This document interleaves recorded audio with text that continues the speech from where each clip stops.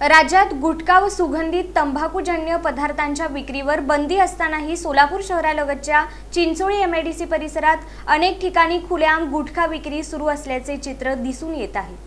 Chincholi MIDC परिसरातील सोमनाथ नगर, अकोले काठी, कोंडी, बीबी दारपळ रोड परिसरातील काही पान टपऱ्यांवर सर्रासपणे गुटखा विकला जात असल्याची चर्चा नागरिकांमध्ये सुरू आहे। स्थानिक नागरिकांच्या म्हणण्यानुसार संबंधित ठिकाणी गुटखा आणि तंबाखूजन्य पदार्थांची विक्री बिनधास्तपणे सुरू असून याकडे अन्न व औषध प्रशासन, पोलीस विभाग आणि स्थानिक प्रशासनाचे दुर्लक्ष होत असल्याचा आरोप केला जात आहे। बंदी असलेल्या पदार्थांची विक्री होत असल्याने तरुण वर्ग आणि विद्यार्थ्यांमध्ये व्यसनाचे प्रमाण वाढण्याची भीती व्यक्त केली जात आहे। गुटखा विक्रीमुळे आरोग्यावर गंभीर परिणाम होतात। तोंडाचा कर्करोग, दात व हिरड्यांचे आजार तसेच इतर अनेक गंभीर आजारांचा धोका वाढत असल्याने शासनाने यावर बंदी घातली आहे। मात्र प्रत्यक्षात काही भागांमध्ये ही बंदी प्रभावीपणे राबवली जात नसल्याचे चित्र समोर येत आहे। नागरिकांनी संबंधित विभागाने या भागामध्ये विशेष तपासणी मोहीम राबवून गुटखा विक्रेत्यांवर कठोर कारवाई करावी अशी मागणी केली आहे। तसेच पान टपऱ्या आणि किरकोळ विक्रेत्यांची अचानक तपासणी करून बंदी असलेल्या पदार्थांचा साठा जप्त करण्याची आवश्यकता असल्याचेही